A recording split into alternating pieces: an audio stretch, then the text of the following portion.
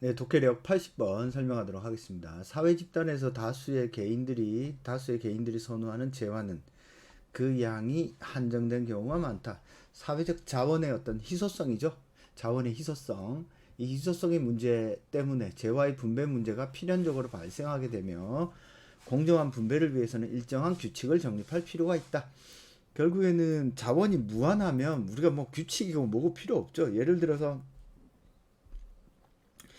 우리가 마시는 산소 엄청나게 필요하지만 그냥 자연 속에서 자연스럽게 생성되기 때문에 이것 때문에 치고받고 싸우진 않잖아. 규칙을 만들 필요가 없죠. 물론 뭐 환경 오염이라든지 이런 문제가 있기 때문에 뭐 보호에 대한 논리가 있긴 하지만 그렇다고 해서 무한히 제공되는 산소에 대해서 특정한 규칙을 뭐 이렇게 인위적으로 만들고 그러진 않습니다. 자, 그래서 이러한 어떤 자원의 희소성의 문제는 배분하는 과정에서 어떻게 해야 돼요? 합리성 및 공공성을 통해서 적절하게 분배를 해야 돼. 그래야지 사람들이 받아들일 거 아니야. 그래서 분배의 규칙이 반드시 성립이 돼야 되는데 이 분배의 규칙, 게임의 룰이 없다면 어때요? 제대로 사람들이 만족하지 않을 거 아니에요. 왜 쟤는 많이 주고 쟤는 적게 줘? 그래서 희소한 자원에 대한 어떤 분배의 규칙은 희소한 자원에 대한 분배의 규칙이 명확하고 모두가 공유할 때 그 사회가 어때요? 안정적으로 작동을 하겠죠. 그래서 사회적 혼란이 생겨나기 때문에 자본주의 체제에서 가장 보편적인 분배의 규칙은 뭐예요? 기여의 원칙이다. 기여한 만큼 분배하는 겁니다. 그게 뭐 이게 어떤 거예요? 뭐 능력에 따른 어떤 연봉제라든지 그런 거죠, 그죠? 그래서 기여의 원칙에 따라서 분배를 할 때 어때요? 이것이 분배의 공정성이 달성되었다라고 하는 거죠.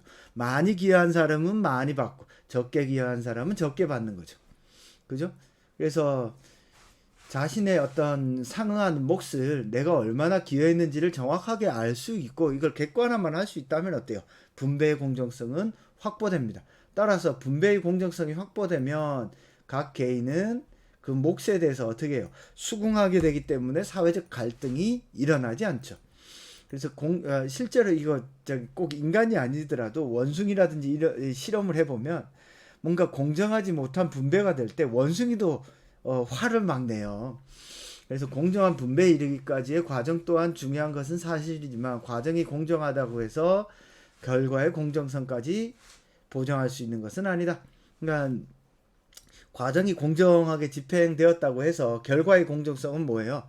누가 많이 가고 저가고 누가 적게 가져가냐는 다를 수 있다라고 하는 거죠. 그죠? 그래서 이러한 분배의 공정성, 기여의 원칙에 따른 분배의 공정성을 확보하는 것이 어떤 사람들의 어떤 수긍, 동의까지는 이루어지는데 진짜 결과의 공정성. 어떤 사람은 어마어마하게 많이 가고 어떤 사람은 적게 가져갈 거 아니야.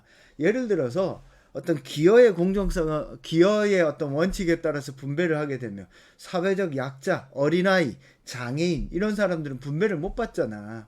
그죠? 시각장애인, 청각장애인은 정상인들에 비해서 어때요? 사회적 활동을 부의 분배를 받기가 어렵잖아. 그러니까 이게 결과의 공정성은 받지를 못한다고.